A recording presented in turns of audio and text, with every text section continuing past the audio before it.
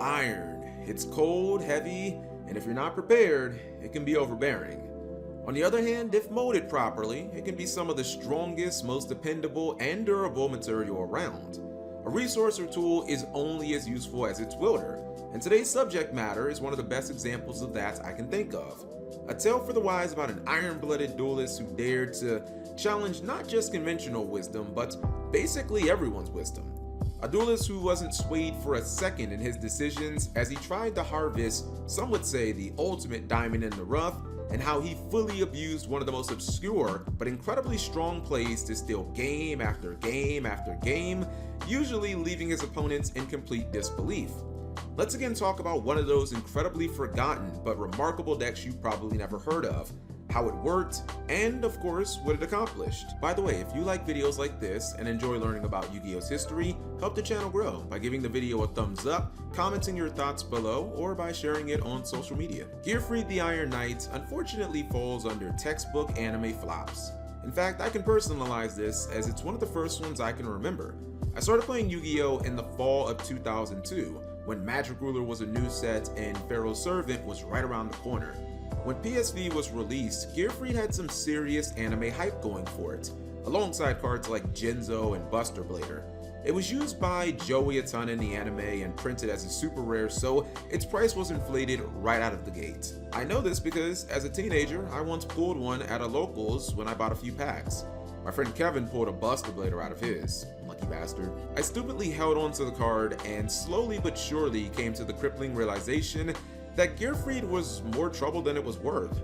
Sure, it helped Joey take down Weevil in the anime, and that's great, but for real Yu-Gi-Oh, it was one of the most counterproductive cards you could ever imagine. Gearfried was released fairly early during the Duel Monsters era, and in those days, equip spells were a huge deal competitively. Axe of Despair, Megamorph, alongside powerhouses like United We Stand and Mage Power, both of which would be released in the next core booster set, Labyrinth of Nightmare. By the way, every card I just mentioned was printed as an ultra rare.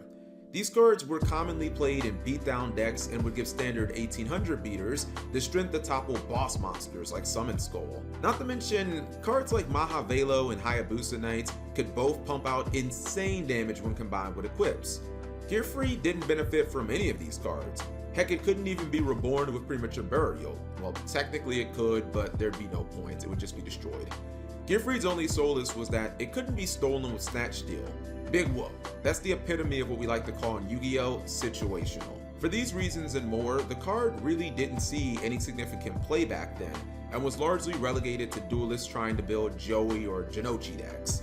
Even with the very gimmicky and inconsistent Butterfly Dagger FTK deck, which would be created later in DM. By the way, if you're under the impression that that was some sort of all-time great deck, it 100% was not. Gearfried lay dormant for years after the Butterfly FTK came and went. It eventually faded from everyone's mind and became yet another failed, overhyped relic of the past. But the beautiful thing about the Yu-Gi-Oh! TCG is, as long as a card is legal, there's always a chance that some brilliant mind will find a way to make it useful. That brilliant mind was none other than a bold duelist named Matt Steele.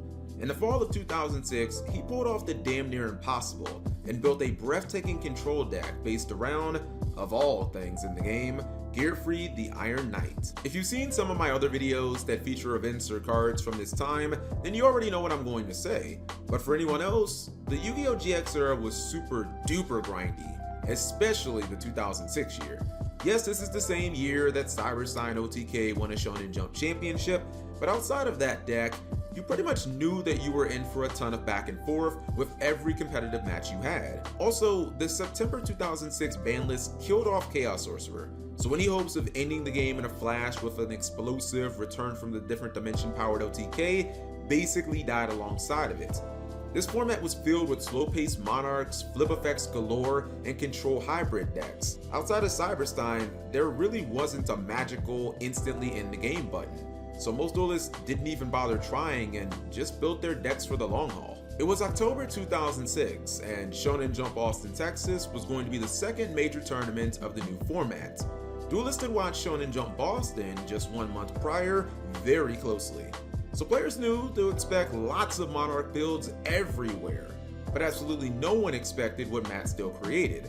What I present before you is the incredibly unique, somewhat polarizing, but original Warrior Control Gearfried the Iron Knight deck that Steel entered Austin with. First, let me state my personal opinion. I think that this specific format and its very slow pace was utterly perfect for Steel's deck. This deck had control elements that were basically unseen at the time.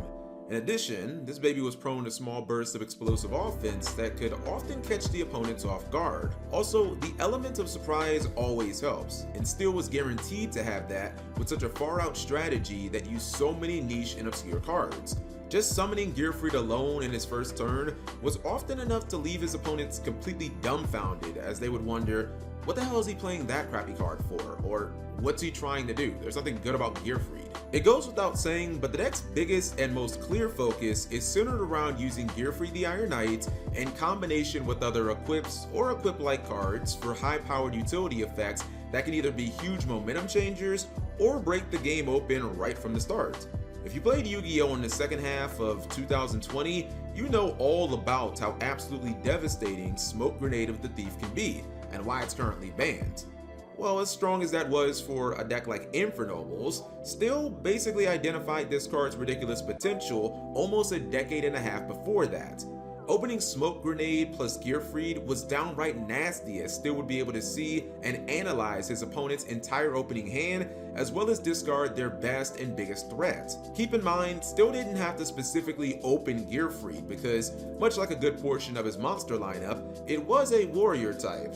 During that format, reinforcements of the army was semi-limited, so that was something that was going to happen a lot. This gave Steel a huge advantageous opening play that was identical to the terror that was Confiscation. Confiscation was actually legal in this specific format, and of course, basically every deck played it due to how powerful it was. But unlike other decks, Steel was effectively running 3 copies of the card, and it was searchable on top of that. His other signature power play for Gearfried the Iron Knight was the overlooked but versatile Blast with Chain. Blast with Chain could be equipped to Gearfried to instantly destroy itself and then trigger its destruction effect. This was like having a Zodiac Trident that would also work on face-down cards. It should go without saying, but for 2006, this type of power and spot removal was unheard of. Blast with Chain was also super solid even if Steel didn't have access to Gearfried. Not only was it an amazing card to chain when threatened by spell and trap removal cards like MST, Mobius the Frost Monarch, and Heavy Storm, but even at face value, the card could act much like a Rush Recklessly type of card and just give any of his battling monsters 500 attack to maybe win a key battle. Steel truly believed in these plays, and to that end, he pretty much doubled down on them by including loads of flip effects that would either let him access the plays faster or repeat them completely. Magician of Faith and Mask of Darkness both accomplished that, albeit they were fairly commonly played monsters at the time. Iron Blacksmith Kotetsu, however, was not. This card's inclusion was clearly to help Steel get to Smoke Grenade ASAP to rip apart his opponent's hand. At the same time, Premature Burial served as another incredibly high impact and valuable search target as well. Steel's deck was Gearfried focused, but it also had a solid foundation outside of the Knight. He packed this deck with a bunch of solid warrior monsters who each offered utility for a variety of common situations. DD Warrior Lady and DD Assailant were solid offensive cards and were great for blocking attacks, as they would banish any monster that took them down in battle. Mystic Swordsman level 2 dealt with opposing flip and set monsters and largely filled the role of the newly limited Nobleman of Crossout for this deck, maybe even better because it was searchable with reinforcements of the army. Lastly, there was a pair of the newly semi-limited Exile Force. Exile Force was one of the most commonly played spot removal cards in these days and was next to impossible to stop with Ignition Priority. It was massively popular at the time due to its incredible synergy with Last Will. While most duelists were pulling monsters like Sangan, Mystic Tomato, and DD Warrior Lady out of their deck with Last Will, Steel had the option to really crank up the crazy with the inclusion of one of my personal favorites, Injection Fairy Lily. Lily always hit like an absolute truck, and in this deck, she was able to be summoned right from the deck, which gave Steel some serious, potent, and unpredictable plays. For most of the rounds of Swiss at Austin, Steel ran Rush Shot over the competition. Admittedly, he did stumble a bit out of the gate, taking a loss in round 2, but after 7 more wins in a row, he was on absolute fire. This prompted head writer Jason Gerbermeyer to finally give Steele the feature match he had been asking for all day. After all, if Steele won this, he was guaranteed to go straight into the Day 2 top 8 cut. I'll say it again for anyone unfamiliar, but in those days, you had to make top 8 to qualify for Day 2 at a Shonen Jump Championship.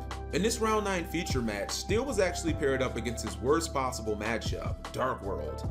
Dark World, after all, was an archetype specifically made to counter discarding effects like Spirit Reaper and Confiscation, so this matchup was incredibly dangerous for him.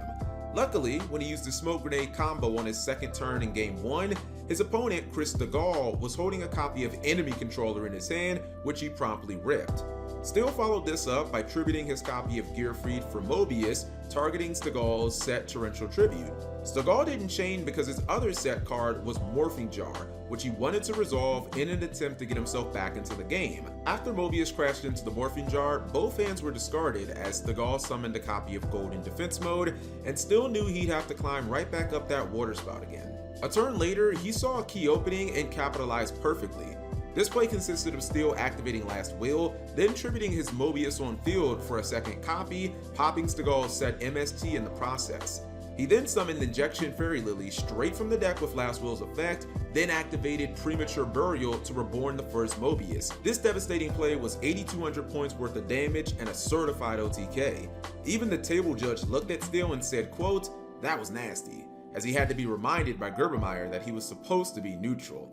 Steele won the second game in a much easier fashion and with an unbelievable 9-1 record was moving on to the quarterfinals. When Day 2 of Austin kicked off, Steele was once again given a featured match. Gerbermeyer had been so thoroughly impressed and intrigued not just by Steele's weird Gearfried deck, but also his dominating win in his first feature match that he just had to cover him again. In Gerbermeyer's words, this match pit the ultimate in mainstream decks against the ultimate in rogue strategy. This match was very explosive and Steele even took the game 1 win.